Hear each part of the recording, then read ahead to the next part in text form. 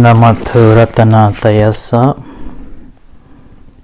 May I pay homage to Triple Them, the Buddha, Dhamma and the Sangha. Also, may I pay respect to my parents, my teachers.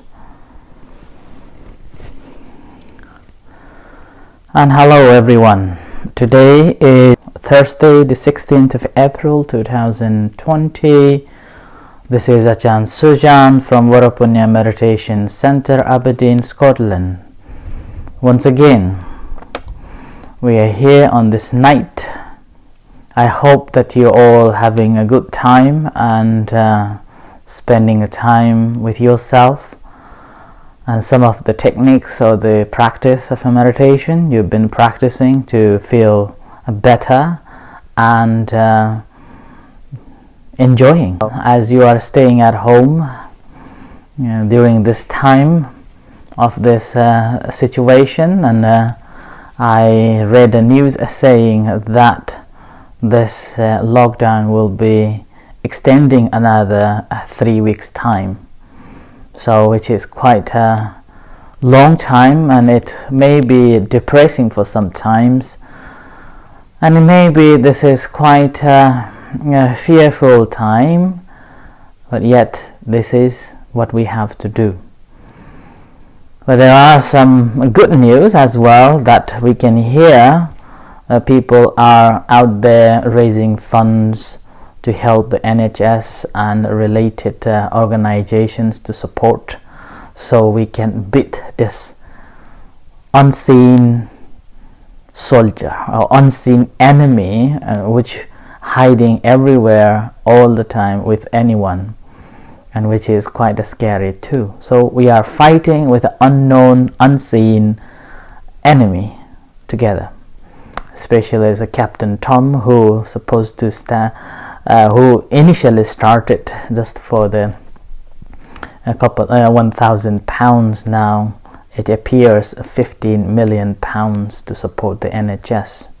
So that shows the compassion, and also with the mind of a helping heart, so then the NHS can help to the many people and cope with this. So there are many people helping, and also we can help each other too. I had a chance to talk to quite a few elderlies and those who are staying alone in their houses. When I spoke with them, I found that although they were having communication bits and pieces, and most of them do not use the Facebook, social medias, apart from this landlines.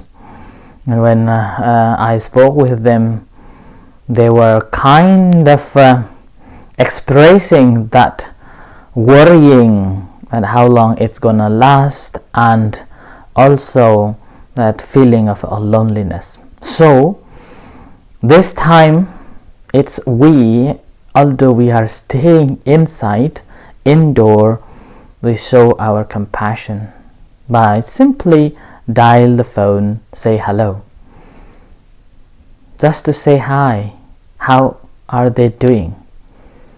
This is just a simple act of saying hello can make them cheerful. And one particular lady, she is 91 at the moment, when I spoke with her,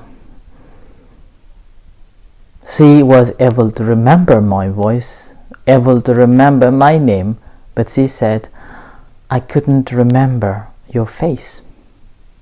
So that's why this is my message to you today, that if you haven't telephoned to anyone, or far distance, or you haven't met or spoke with your close friend or someone, relatives or someone you know, do it today. Just say, dial the number and speak with them.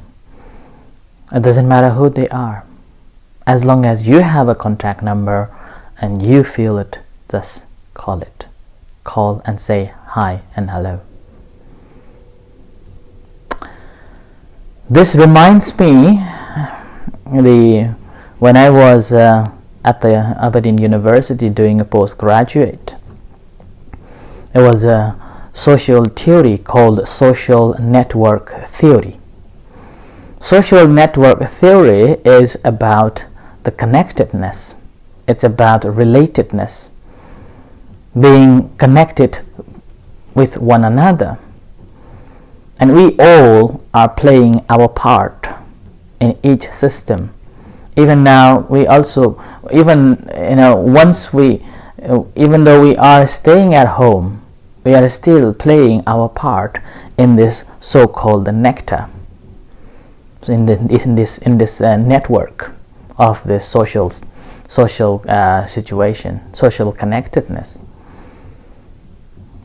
Before lockdown time, you are a part of one organization. So you're working with that organization, or you're a part of your family, that you are connected with your family and then your close friends. And the second is you have a connection with your colleagues at work, or at the supermarket, or in any organizations. You go and have a connectedness with them. But that connectedness is how big or small depends on how much you spend with a particular member of it. And there is again a connectedness within a wider sense, which is a free boundary. Like we are living in Aberdeen, but we are so connected with the whole system of this chain of a food that brought into our home, our kitchen, our plate.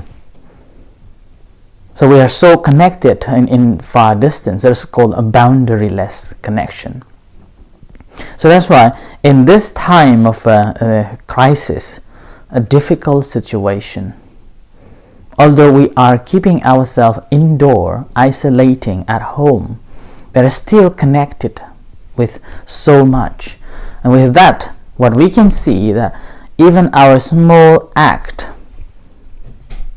affect so much. That's why there are quite a lot of adverts or announcement going on again and again that stay at home and do not go to visit anybody, because of this virus is so infectious and easy to spread. And when you stop not visiting, basically you are saving other people, number of people. So basically this theory teaches us that how much we are connected with the whole society, with our families, with our members of the community, and then with our the so-called organization, and then with, in a wider sense, the whole universe. So we are very connected. And everything that we do, simple things, it's connected to. So that's why when we keep ourselves at home and not going out, it's also affecting to our family, to our friends, to our society, to our organization, to our country, and then to the whole nation. So this shows the connectedness. And in this connectedness, this theory is basically we individual has got this power to change the entire system. And this is we who would change everything. I know that this time we do not see this virus, but we know that this is very infectious. And that's why sometimes we neglect and heedlessly we want to go out and meet with friends and also do other businesses. And this is obvious because of we have been so used to going out. And now this is a time when you have to stay. Remember that one simple act can affect to you, to your family, and to your friends and the society as a whole. So sometimes a simple act can affect so much. And this, when we look at the Buddha's teachings, when the Buddha was enlightened at the age of 35 under the Bodhi tree, and after his enlightenment, he spent 7 weeks contemplating his findings. And that time, couple of first weeks, he was contemplating this connectedness, interdependent, so-called paticcasamuppada. So we are all interdepending in one another. So we are dependent. So everything we are dependent. And this is quite a connection between this so-called new social theory called the network theory. The Buddha also was talking about this from his own experience and his own enlightenment, that we are depending on each other. And every action that we do, it affects to someone else too, not only to ourselves. That's why later on, Buddha introduced so-called social theory, and I call it a social network theory, and that was the 6 direction theory. So the 6 direction theory is basically one individual has got the responsibility to fulfill in different directions. And when we are able to fulfill our duty without any violation or undone, then everything will be perfect. And the theory says that on the north, or above, we have our respected ones, our teachers, or someone who we respect. On the right hand, we have a father and mother. Left hand, we have the wife or a husband. And then there is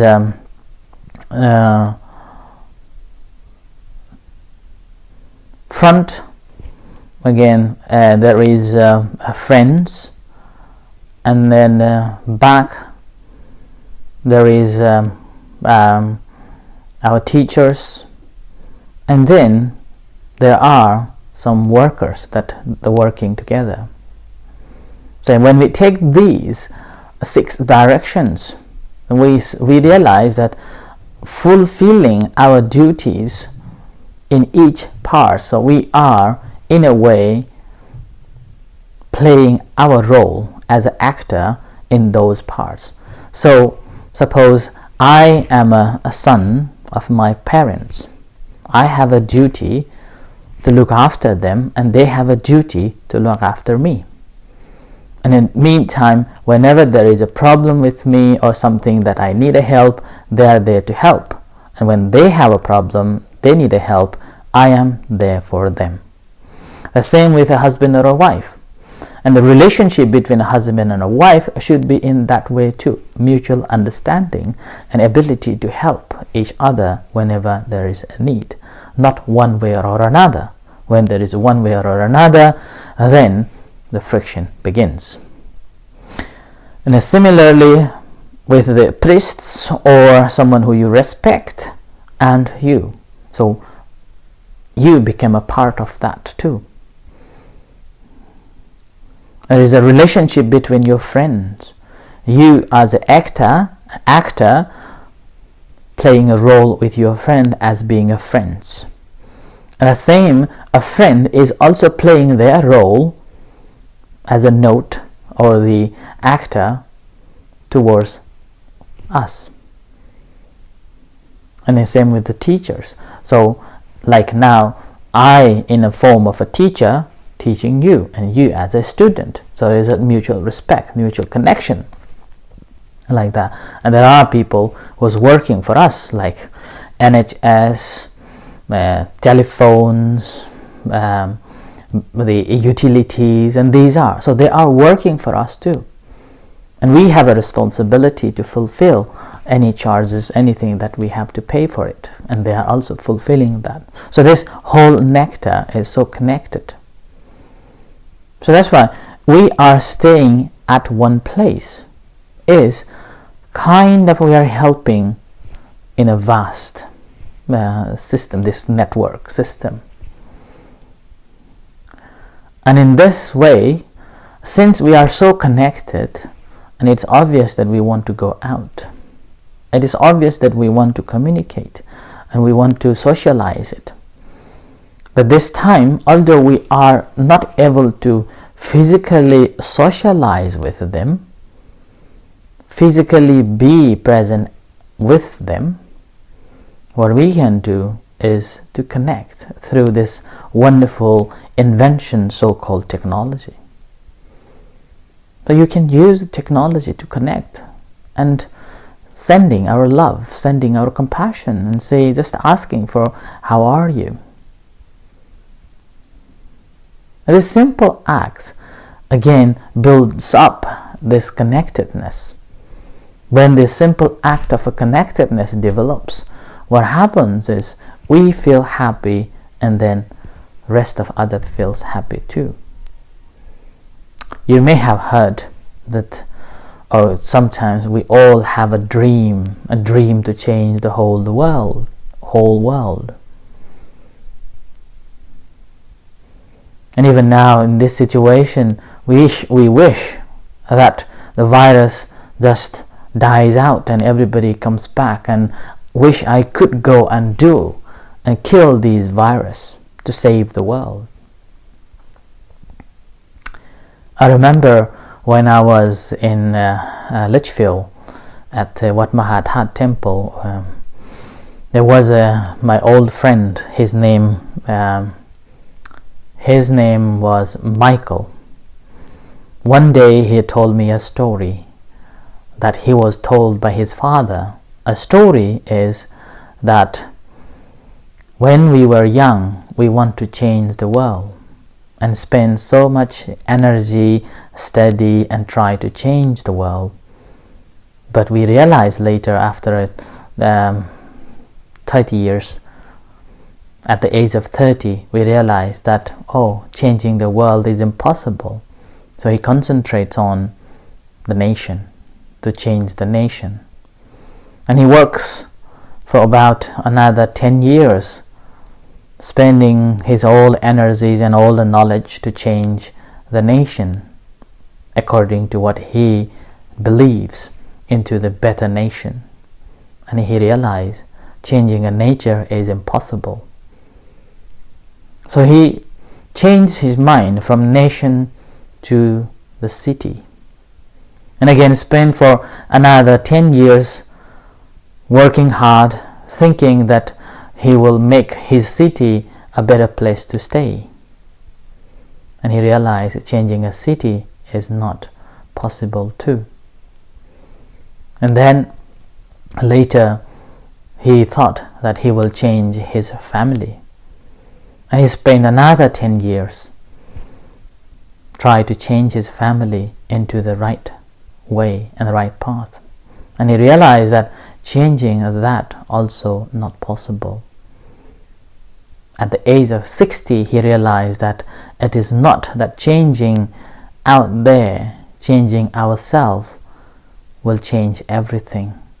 And he realized that at the age of 60, if I have changed early, I would have influence to my family, I would have influence to my city and to nation and the whole world. So that's why the changing or making a small difference in our lifestyle, building the courage to stay at home and using the space to learn ourselves, then it will affect to your family. Your family will have a courage to stay and work with you, and that will affect to the society, it will affect to the nation, and then to the world. There are plenty of stories that we can hear, both negative and a positive, but in terms of a positive, that there are a lot of vulnerable children. Now they feel comfortable, they feel loved, they feel so calm and ability to function properly because their families are together, staying most of the time. And that similarly, I also heard the news, watched the news on the BBC saying that the domestic animals, the dogs and the cats, felt very calm and loved. Because in the past, normally you wake up and take for a walk and then leave them at home and you come back later. But now you're living at home most of the time, making them feel comfortable, making them feel calm. And there are obviously a number of families couldn't take the dog out, and it was quite nice to hear that there are some charities helping them, taking a dog for a walk and giving food to some other animals. So these things we can see. And obviously from the statistics we can hear that the domestic violence also increased significantly, and this simply because we cannot cope with what we are going through, and we are not used to with being at the same place for a longer period with your own companions, with your own wife, with your own husband, with your own children. And as a result of that, domestic violence increased. In terms of this connectedness, if we look at it carefully, what we can see that if we are mindful of ourselves, aware of our thoughts, the very moment when you're upset, the very moment when you feel down, very moment when you feel bored, simply change one object and just watch that feeling and change to something else. Or maybe you go to read a book, or maybe you go to clean the plates, or you just water your plant, or just dial a number and speak with your friend. So simply changing object of concentration or object of your attention, and that moment mindfully bring your mind back to yourself and watch and observe the difference between before you change the object, where you were feeling bored, stressed, anxious, angry, upset, and these things, and then after you have changed the object or your action from one to another, how did you feel? It wasn't the same mind. It wasn't the same mind. It has changed from one to another, and you deliberately changed it. So with that, you're mindfully aware of your own feelings, you're mindfully aware of your own thoughts. And as you began to learn your thoughts and learning and changing this thought, and you're playing with this thought, what will happen is, rather than channeling that thought process into the negativity and creating a problem in this small confined place with the number just you have your families, then it creates friction, then it creates problem.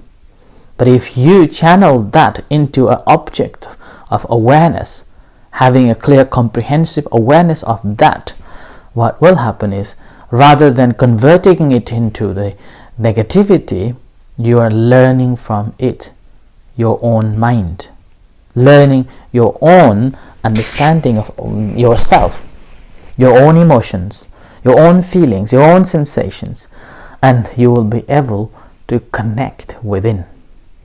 When you connect within, as I said, you're connecting the whole world. So when you're in this way, you are safe, making yourself safe in a certain degree, and also you are your own refuge.